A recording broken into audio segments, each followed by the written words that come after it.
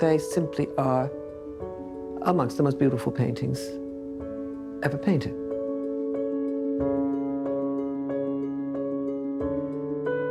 They are a kind of manifesto about what painting is and what painting could do. What we're seeing are very important pictures. We are most certainly looking at great masterpieces. Philip is a young man. He's on the cusp of having to assume enormous responsibility. Anybody who loves painting loves Titian. He's the most famous painter in Europe, by far.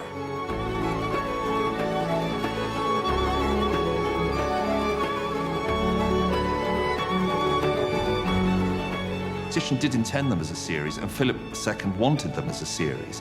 But in fact, very few people had the opportunity to see them as a series. Finally, with the show, we can actually think of them as a whole suite of paintings. It's a huge thrill for us, and it's a huge thrill, I'm sure, for everyone.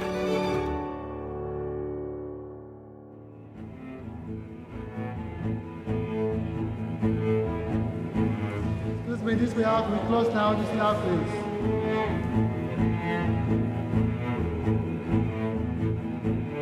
please. It weighs heavily on you to have to lock the doors on a room that holds, some of the greatest pictures ever painted. They carry with them something significant from the past, and they have an ability to speak to us in the present. Should I be enjoying this sight of these naked women? There is something we need to look at, see, and recognize here. They're bound up with people's fears about love. They're bound up with people's fears about death. But they're bound up also with this great sense of celebrating the fact that we're alive.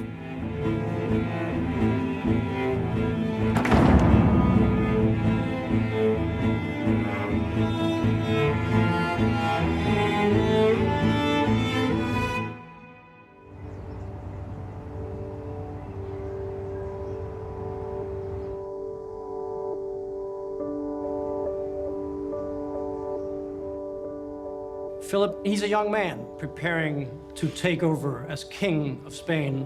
He's on the cusp of having to assume enormous responsibility. It's certainly a high-stakes moment for him.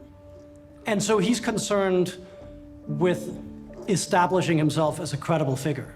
He needs paintings. A great king has great works of art.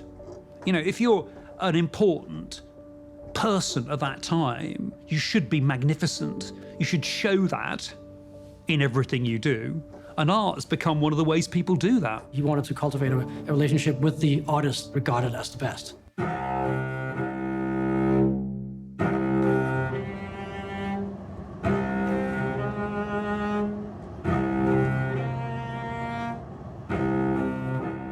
Like many of the great potentates of his time, he had phenomenal power, technically bankrupt.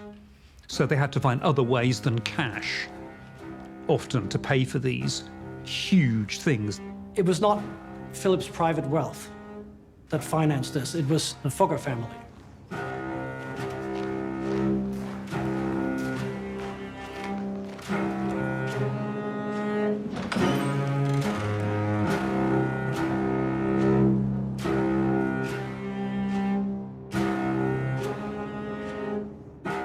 I'm essentially the 19th generation of the family since it's been recorded that they arrived in Augsburg in 1367. In 1550, Philip II and a lot of the other Habsburg family members spent a couple of months here in Augsburg in the Fugger Palace.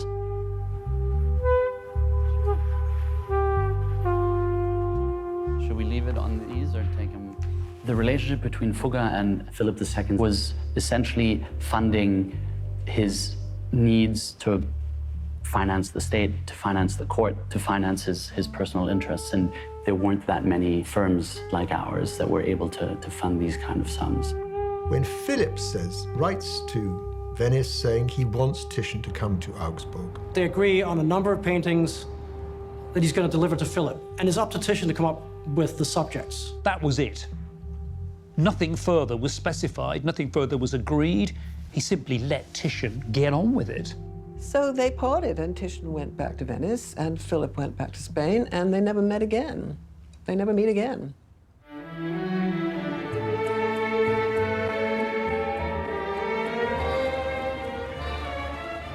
By this time, by the 1540s, 1550s, Titian is already very famous. He's already carried out several commissions for lots of European dignitaries. By the time that he meets Philip, he's become the greatest artist in Venice and has been for a long time. He's held the crown of being the grand old man in Venice in terms of the arts. Con nostalgia sospira la canzone sua d'amore. This is Titian's garden. It's completely enveloping and I think quite magical.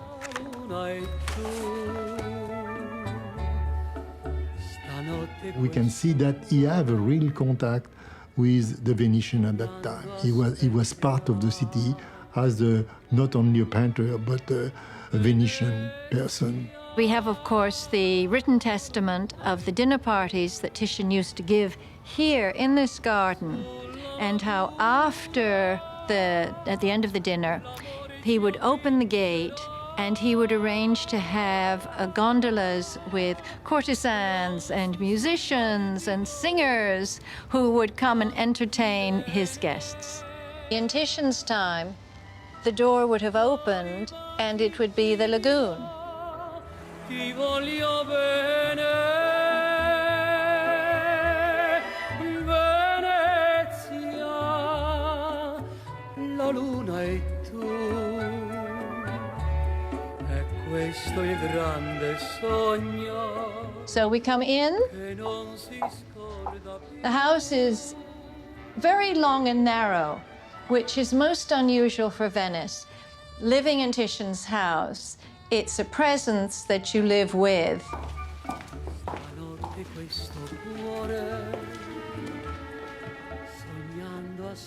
We have a fireplace. It's sort of warm and cozy. This is our confessional, and I know my husband always has need of that. I think Titian was constantly on our mind when we were buying things. This is the drawing room. I decided to do something creative here, and that's when we incorporated landscape scenes from Titian's paintings. I think there's a butterfly. There's a butterfly or a dragonfly over there. And we even have some naked ladies, a naked lady there. He probably would have approved of her, yes. I think he definitely liked the ladies.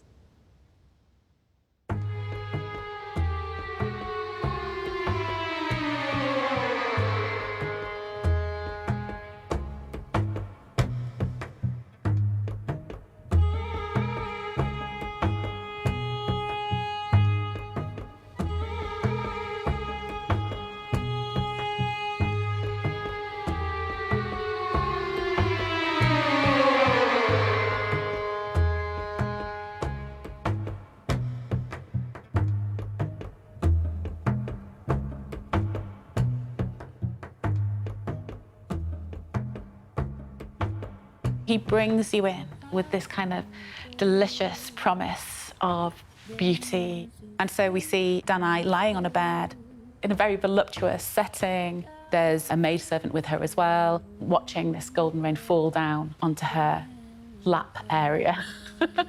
It is one of the sexiest paintings ever painted. And everything about it suggests the turbulence of sex. One of the things that makes it so sexy is that the sheets are rubber, the sheets are painted with broad brush strokes. They're very, very rumpled. I mean, there's been something going on in that bed. Titian had done his most erotic painting, and that is saying something because he specialized in erotic painting. He pioneered the reclining female nude. Titian has at this period kind of speciality of giving very favored patrons pictures of naked female nudes on beds. In 1538, Titian painted this extremely famous nude. She's doing something with her hand that some was considered to be as close to pornography as art of his period gets. Then we cut to 1544, and Titian painted this picture for Alessandro Farnese, and Venus of Urbino is about flirtation.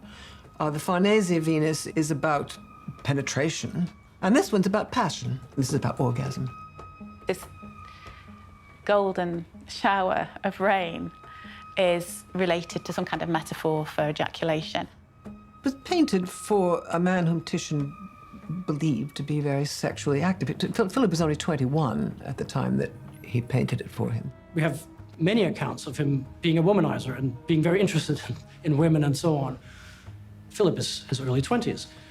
Titian is in his 60s. He's also smart. He's a reader of people, and he understands that this is what Philip likes.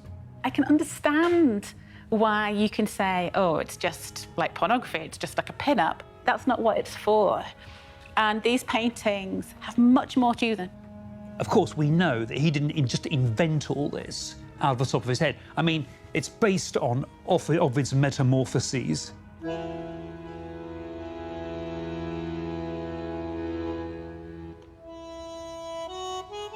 This is where I keep nicely alphabetical order my Ovids. I've got him very austerely in Latin only. I've got him in, English on a buy one, get one free offer. Ovid takes quite a lot of shelf space because he's one of the most important, famous, classical and subversive of all Roman poets. The most famous thing that he ever wrote is his poem, which is called the Metamorphoses, the change of shape. He's talking fundamentally about what it is to be a human, what is it to change, what do we mean by someone becoming different, and how do human beings change in the course of their lives. And it spans a whole range of subjects, all of them slightly naughty. Nah. The first in the series is Danae being impregnated by the god Jupiter in a shower of gold. The person who is going to be born from this strange impregnation is the hero Perseus. What's going on here is that Titian is not illustrating Ovid. He's reconfiguring some of the main themes of the text. And that's why I think they're kind of very rich, because it's not as if there's a kind of simple and straightforward message and all you've got to do is encode it. What we're being asked to do is to think about this story and what it means. Many of these paintings were designed as kind of talking points for intellectuals. And the idea was that little references would be put in there to the nature of painting, to poetry, to mythology, that Philip's intellectuals, courtiers and poets would unravel.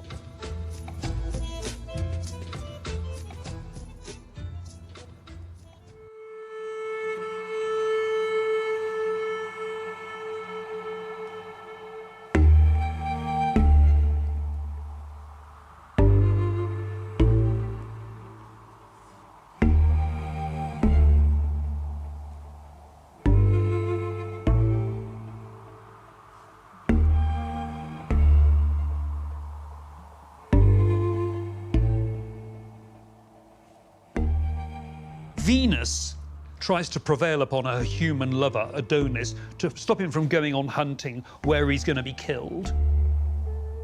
Needless to say, he pays no attention, goes off and gets killed. That's what you get for trifling with the gods. They will destroy you. Titian hasn't followed the story that Ovid tells us, because according to Ovid, what happened was Venus, who was spending the night with her boyfriend Adonis, says, "Oh, Adonis, promise me you won't go hunting, I'm frightened," and all the rest of it. And he says, "Of course I promise I won't." At dawn she leaves him.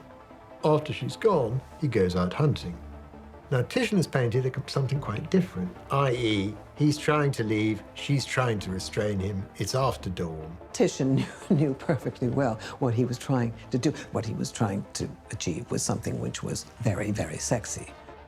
The Venus and Adonis explicitly is about depicting a female nude from behind, because Titian sends a letter to Philip and says that he's going to depict the nude, the female nude, from a variety of perspectives. The way that he presents Venus from the back and sitting, so you can see the pressure on her buttocks. This is really celebrated in the 16th century, this idea that you can see the kind of softness of the flesh. It's about Titian being really skillful by making you feel so sexually aroused by this image. In the years when it was here in the studio, it just gave you a thrill every time you walked in each morning. It never ceases to do that. It's a very erotic picture, I think, with the back view where so much is sort of left to the imagination, but you've also got her very prominent bottom. Because there's a variety of bottoms as well. If you look at them, there's different forms where the eye's drawn, if you see the way that the lines of the composition. I like the pressure of sitting. But it is true, though. It is true. If you look at that, there's a real sense of weight. He began this picture preparatory to producing the picture for Philip II. It was a master template for Titian's Venus and Adonis. This is a working piece, and he is developing things on the canvas as he goes along. Other artists might have done it in drawings, or they might have done it in cartoons. They might have worked away from the canvas. He works on the canvas. It's got elements of compositional change that tell us about his process of thinking. This is to do with that line, the sinuosity of that line, and moving little elements around the top of the boot. Yes, that's extraordinary. Yeah. The boot gets so much. The minute he supplied that picture to Philip II, it became the most famous picture in the world. It was his best-selling picture. He got orders for it, and he would sort of press print on it as it then was. It was an absolutely winning composition. Each of these pictures meant money for Titian's studio.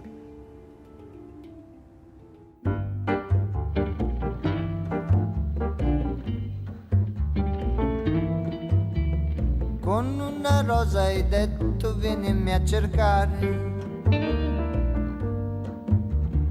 Tutta la sera io resterò da sola.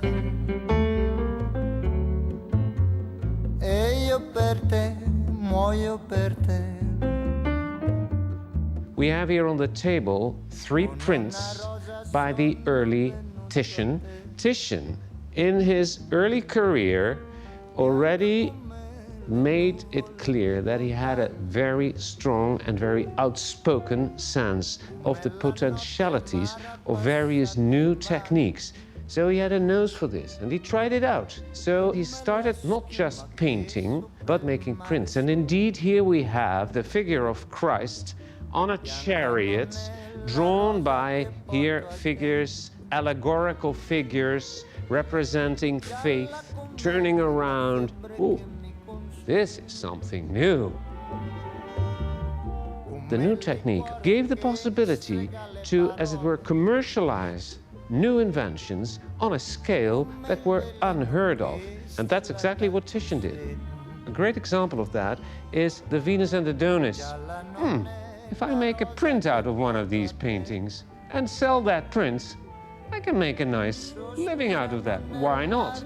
As he grew older and more famous, he was not averse to copying himself or making variants. He did it quite often. He made no secret of the fact that he was interested in money. He said in a letter, "My pensions are my passion." I mean, he made a lot of money out of these pictures. They were money spinners, I'm afraid, apart from anything else.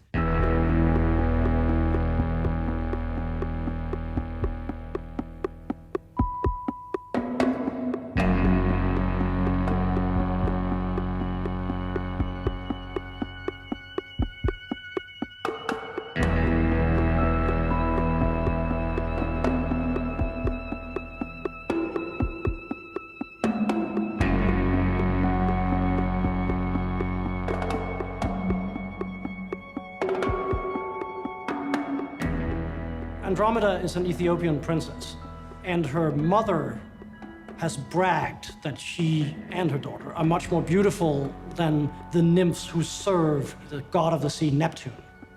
So he sends a monster to devour Perseus is flying through the air. He decides to save her. The big difference between the Perseus and Andromeda and the two previous is that it's invented from the ground up. It's a new invention for Titian. He wants to depict a figure in motion through the air. It is clear that it's reworked a lot over a protracted period. He couldn't work out whether to stick with Ovid, in which I believe Perseus is standing on the shore. And so he started by putting her on this side and Perseus on this side, and he changed his mind. I think he's also trying to suggest a slight lack of control in the figure of Perseus, and that makes him look a little clumsy. This figure of the tumbling Perseus, he looks like he's going to crash into the water some way off from the sea monster. He looks like he's just fallen off the cliff and is going headlong into the water rather than that he's going to go and kill this monster. It reminds me a little bit of the figure in Tintoretto's The Freeing of the Slave. He's working at a time in Venice where a new generation of artists is coming to the fore, including Jacopo Tintoretto, with whom he has a very strained relationship. And Tintoretto has an incredible facility and very good at sort of kinetic, dynamic action. And pictures flying through the air is something he's very good at. And it seems like Titian is also competing with that. He's a very competitive artist. He always looks at what's going on around him and measures himself against it and tries to outdo it. Many paintings were done to show he could do far better than someone else who he thought threatened his position. The figure that's effortless is the figure of Andromeda. She's elegant. She has this balletic pose. She's the one who's restrained, but she's really the one who is shown with composure. And it's to do with power. It's not to do with eroticism as much as it's to do with power. He's got this enormous empire, including a new empire in the new world that he's trying to protect. There's a relationship between masculinity and virility and leadership, the ability to lead people, to be in charge.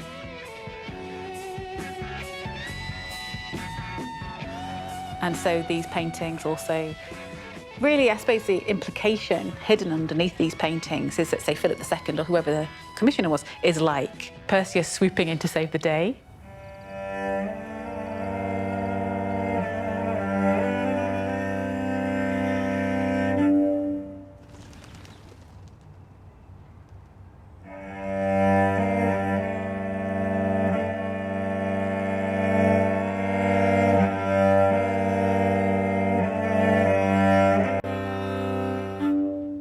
Philip is very conscious of the fact that some of the major decisions he makes affects the political life and the personal lives of Europeans all over the continent.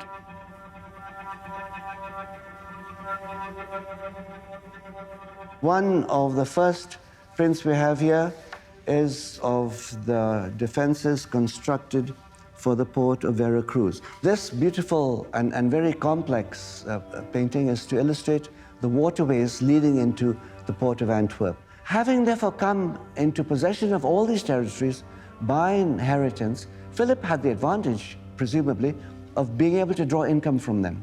But at the same time, he had to defend them. Philip found, I suppose to his disgust, that having an empire isn't really always a good thing. We have an empire which on the face of it covers all the continents of the globe, but which in reality creates important obligations on the king himself to try and defend, which he never really could. Titian is smart. He's a reader of people. He has a sense of Philip's situation, how difficult it is to be a ruler and the kind of decisions you make.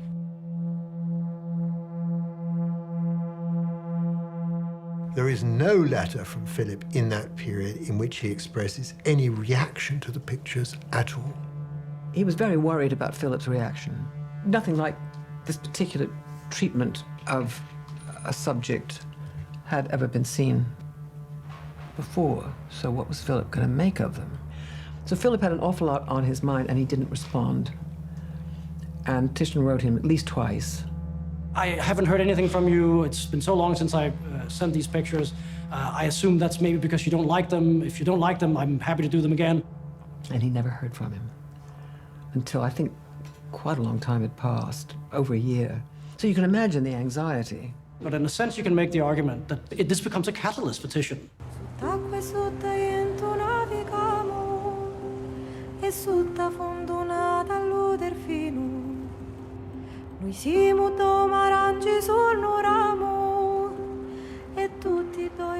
He has sort of a resurgence of creativity in this period. To work as an artist for a patron who's going to be paying you as long as you're delivering something, that is remarkable.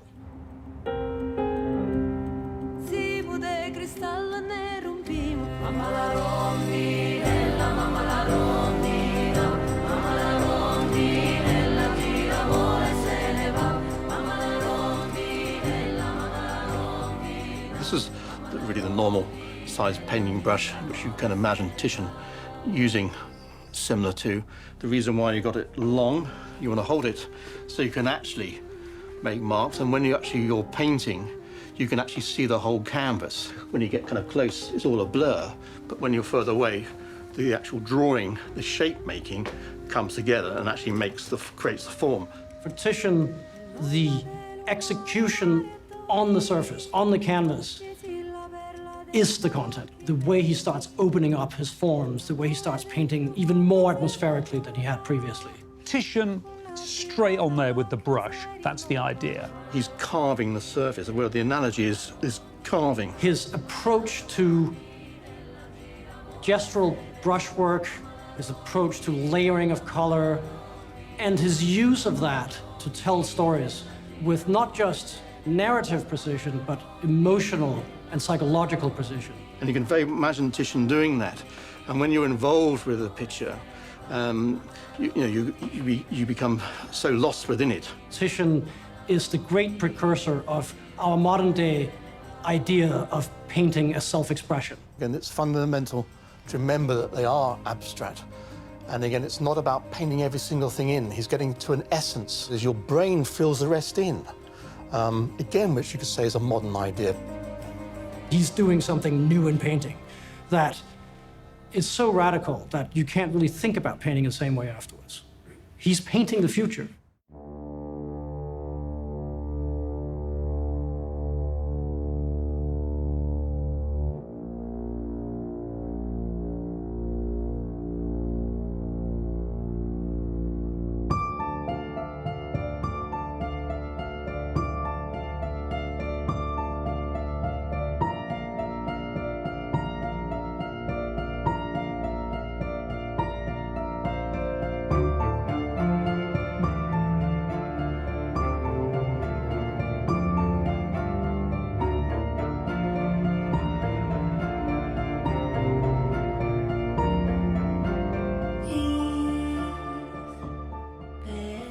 This is the one that many people think of as the absolute top of the series. It's a kind of manifesto about what painting is and what painting could do. Look at this. Look at it. I mean, every texture that you can imagine. Water, stone, glass. Things that are vaporous, translucent. You know, those are things that are notoriously difficult to paint. And he just puts them in, masses of them, just to show what he can do. These later pictures, they're unusually freely painted, or they give the impression of unusually freely painted. When you look close at them, you just make out a mass of color and so forth. When you stand back, it all falls into place, and they seem to be alive and perfect. This is just form that lives straight through paint, that has as many dimensions to it as poetry. Here is the goddess Diana suddenly being surprised by the hunter Actaeon, who, in the course of the chase, has come across Diana and her followers bathing. Which no man must ever do. It's that startled look of the discomfort every man has felt at not being wanted in the company of women. Then what happens is that Diana sees him, she transforms him into a stag, and he gets eaten by his own hounds. He constantly makes you question why you're looking at these paintings and your morals for looking at these paintings and the ethics of looking. Should I be enjoying this sight of these naked women?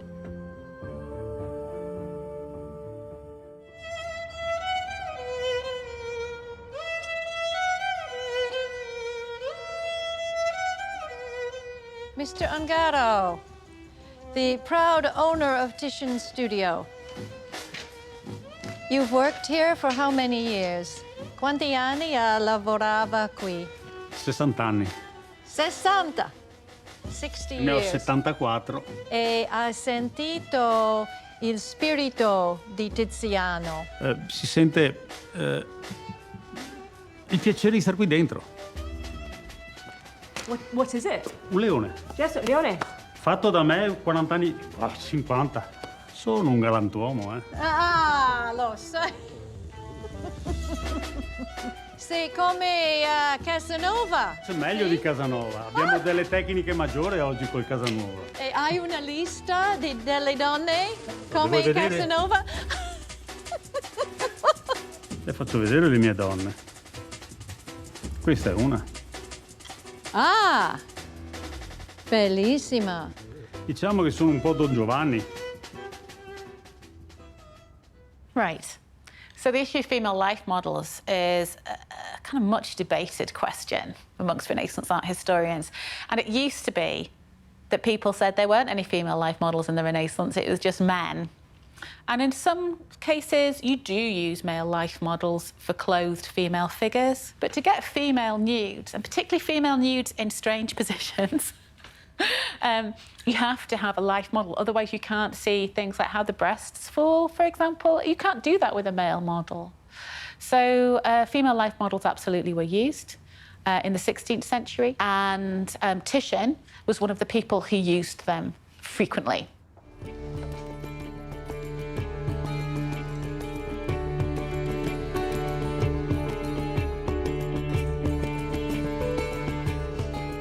I think I would have loved to sit for Titian, provided I could keep my clothes on.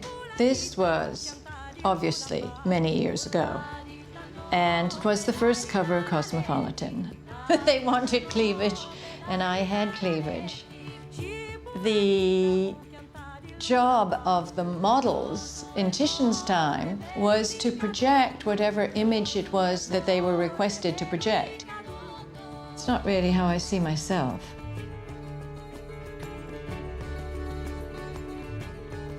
Female bodies are really transgressive. So you get preachers like Bernardino of Siena saying, woman, never let yourself be seen naked because you sin, and so does your husband. They should never see your naked body. So the idea of painting women naked was indeed a deeply sexual act.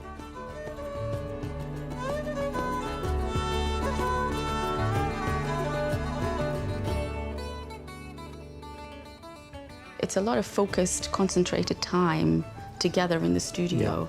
And I think in my memory tells me that I was sort of coming around maybe what would have been an average of 2.5 days a week, something like this. Yes. For about 4 hours, for 5 hours each sitting. And it was a difficult pose. And again, and this arm was particularly difficult, wasn't it? I mean, the artist could often be criticised for being cruel. I remember my body not being very happy. There were, sort of aches and pains that I hadn't experienced before.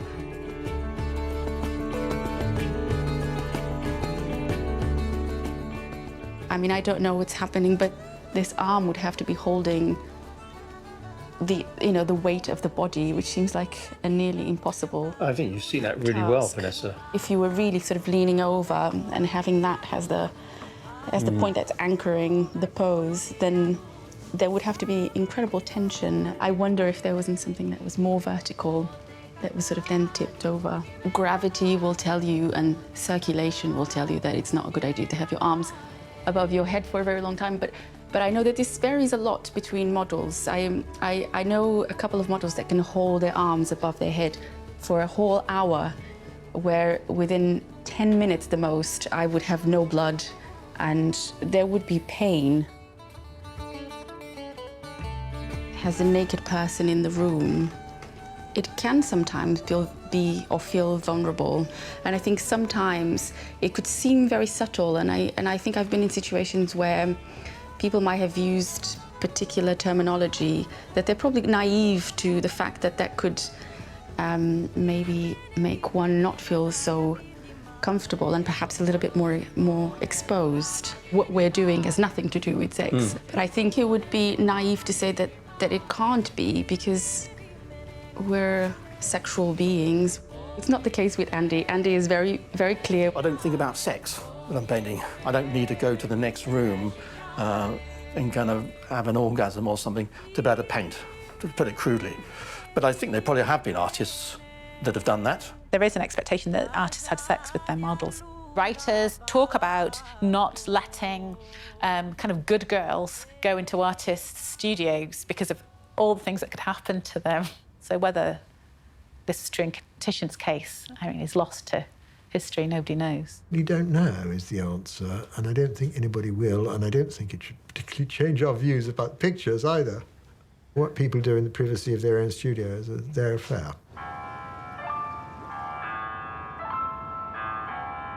Really difficult to know who Titian's models were, but there's reported difficulty in getting the right kind of female models. They are not professional models, I think, and nor are they relatives, of course. They are presumably courtesans, of which there is a great number in Venice. So Venice, this very beautiful city rising out from the water, was one of the wonders in Europe. Just an amazing, really beauty. With approximately a population of 170,000 inhabitants, 11,000 were courtesans. And here, in the middle, you know, over there behind the Rialto Bridge, you can see this area which was the ancient red light district. In 1565, a catalogue was printed, the catalogue of the 220 most important Venetian courtesans. It's important to think about courtesan culture in relationship to these paintings, because this is a new kind of culture. You only get courtesans in the early 16th century in Venice, and Titian is friends with some of these courtesans. He's very much part of this culture.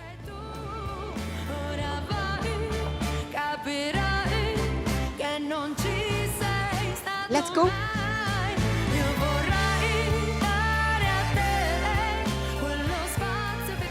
Now we are in Castelletto, the ancient red light district of Venice. We can also see some very beautiful statues reminding us of the very special and attractive female attributes, because not far from here there is also the very famous bridge of Tits, where the courtesans over there were used, you know, over there to show their tits, of course, they were totally bare-breasted, to entice clients.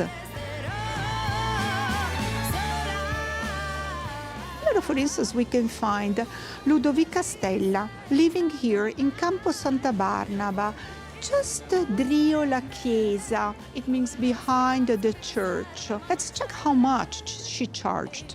Only 2 scudi, 2 shields.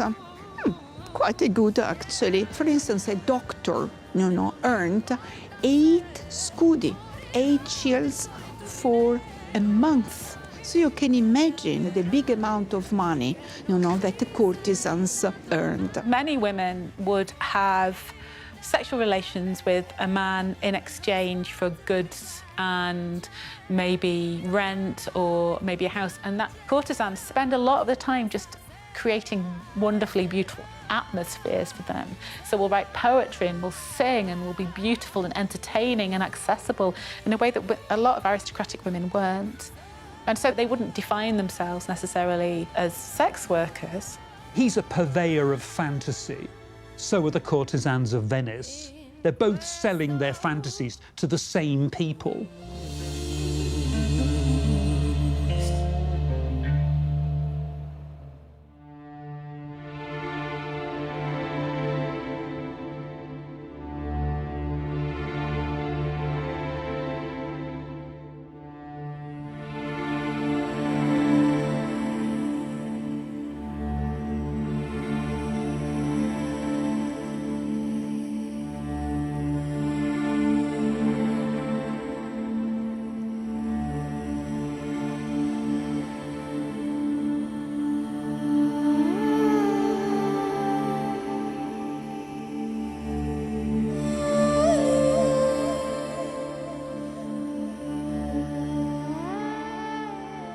Here we've got Diana's the rather commanding virgin goddess who has discovered that one of her poor attendants, the sad Callisto here, who has, because they had to get undressed, she's revealed that she was pregnant.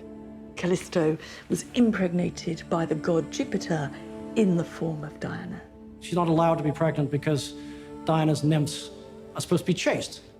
It's a terrible moment when she's being held down by the other nymphs and they're revealing her pregnancy.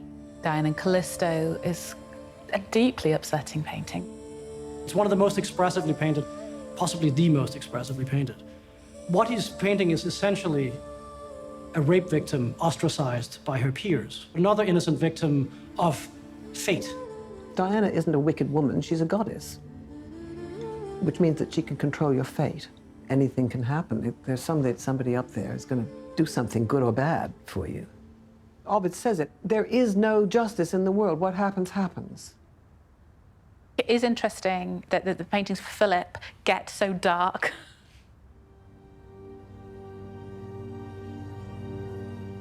Titian is very anxious. There are 2 pensions and some other sums that have not been paid to him. He has not been paid as they had agreed for a very long time by this point. Now that if you work for a duke or a king, there's nothing you can do about taking them to court if they don't pay. They're not going to give you a contract, that's how it is. All you can do is kind of go on and on and on. Where's my money and so forth.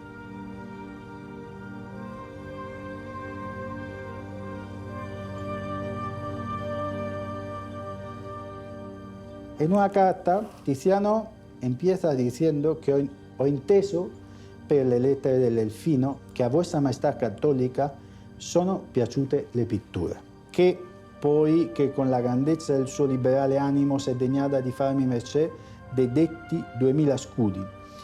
Egli, per malvagità della mia fortuna, non ho potuto avere sia servita di commettere che mi siano pagati qui in Venezia. Tiziano no recibirá nunca jamás esas cantidades de dinero y estará reclamando constantemente, de forma sistemática, el pago de lo que él piensa que le corresponde.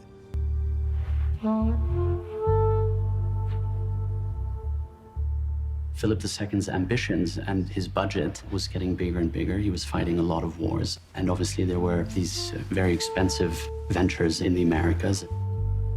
It led to a point where we as a firm became a bit more conscientious about the risk. In this letter that Philip II sent to Max Fugger, it's more of a demanding that he would want us to finance 1 million ducats. So our answer is not no, it's more of a, we have to see if we're able to accommodate that, and we sort of try to buy time.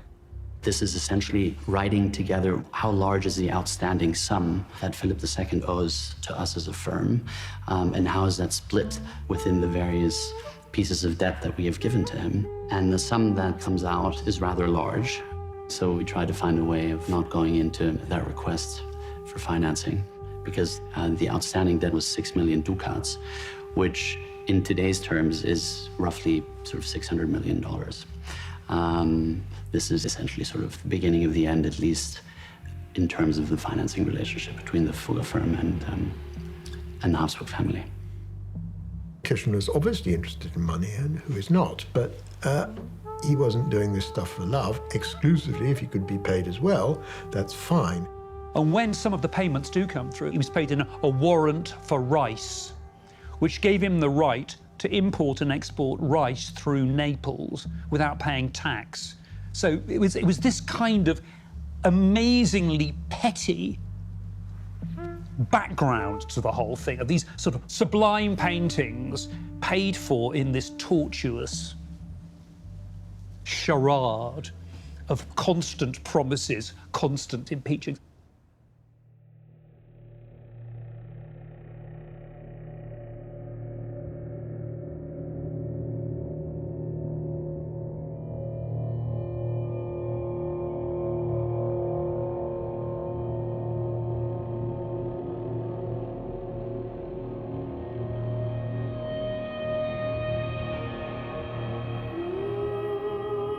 Here we have Europa, the climax of the series. Titian painted it at probably the high point in his career. He was about 70 years old when he painted this painting, and he was really firing on all cylinders by that moment.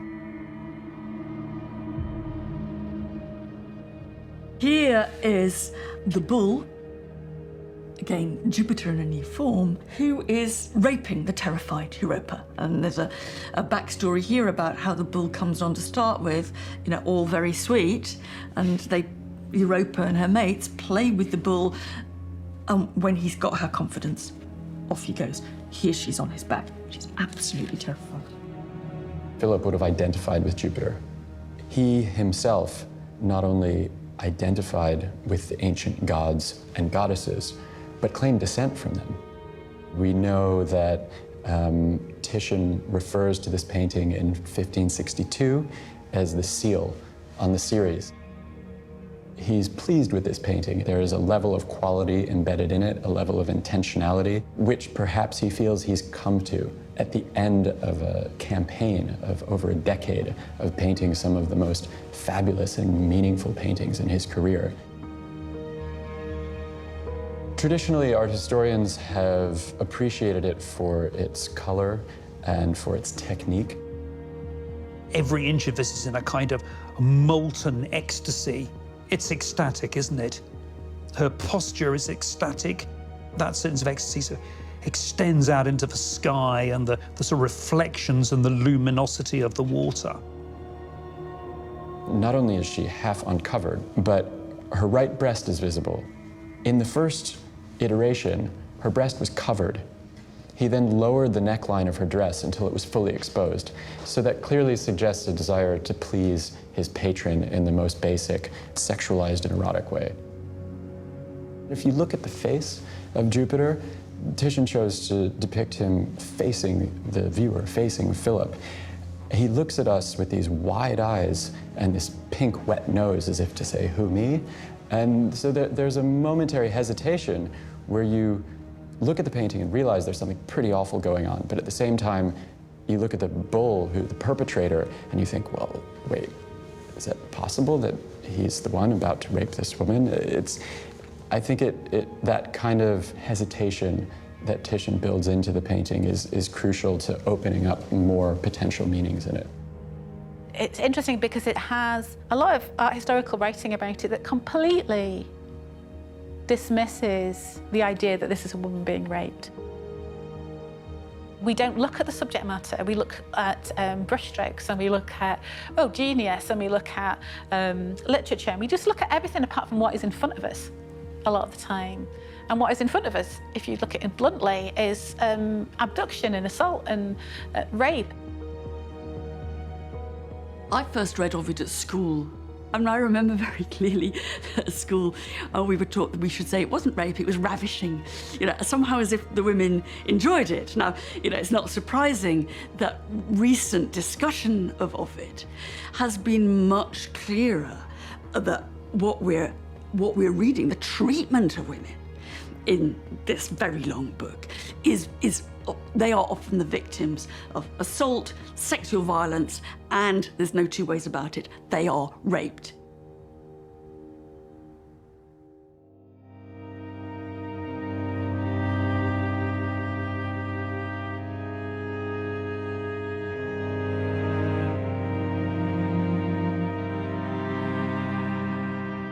One thing one can say about the Titians in general is that when the major artists did see them, these pictures had a decisive impact on a number of really great European artists in a way that no other group of pictures ever did. You know, Rubens was transformed by the experience of seeing them. Velázquez based his whole life on the fact that he was familiar with them.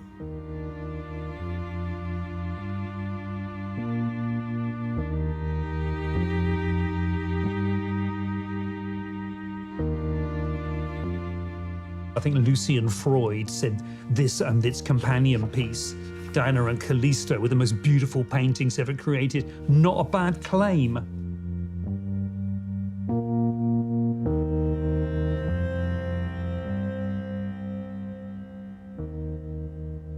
Titian was sending these works out without ever having the opportunity for him to see them together in his own studio. He did intend them as a series, and Philip II wanted them as a series. But in fact, when they all arrive in Spain, they actually stay together for a very, very short period.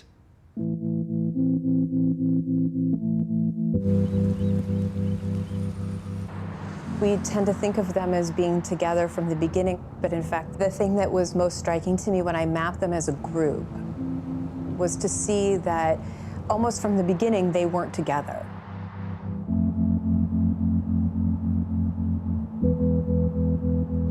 They're really only together for 20 years. I wanted to animate the fact that these objects were in constant motion and think about who saw these artworks and also what these artworks saw over the course of their lives. So the Venus and Adonis, which is now in the Prado, was sent originally to England when Philip II is getting married to Mary Tudor. The Perseus and Andromeda is sent to Ghent. We can look at the page that we have for Europa and be able to see all of the places that she traveled.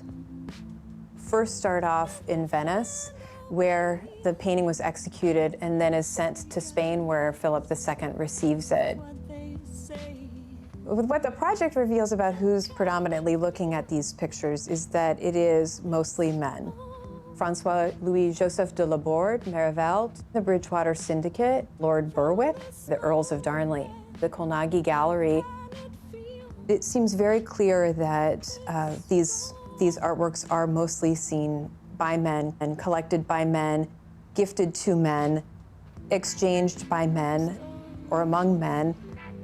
That tells us also that artworks with women depicted in them were important as transactional items between men.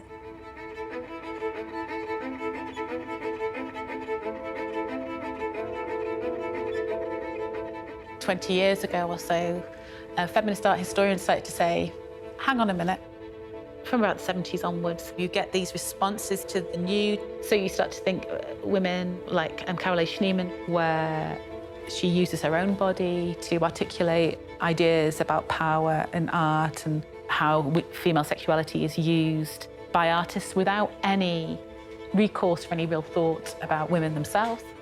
So the reclining nude is absolutely related to Titian.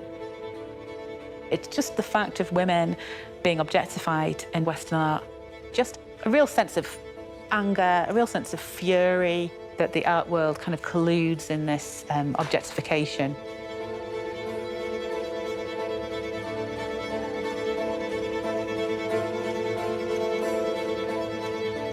To demand that art be sort of morally pure is basically to demand that art not do what it's always done. And that's what art helps us do. Art is not there to provide a moral example. Art is there to ask us questions or make us ask questions of each other. There's a lot of difficulty now, both about Ovid's poem and about Titian's dialogue with Ovid's poem. I feel much more doubtful, not to say fairly hostile to the view that that means so we shouldn't read it or so we shouldn't look at it. I think unless we face up to what rape is, we're lost. That's what we need to know. There is something we need to look at, see, and recognise here. put these in the cupboard, we're depriving ourselves of something which is going to make us think harder and better and more productively about what sexual violence is.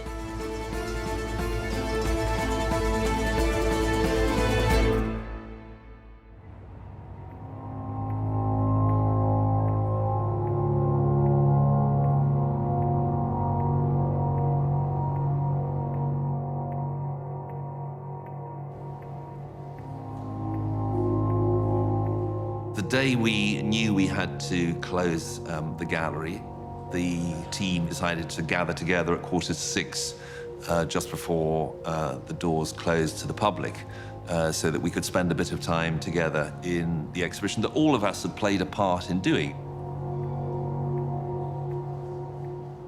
So we wanted to enjoy those last few minutes for the visiting public.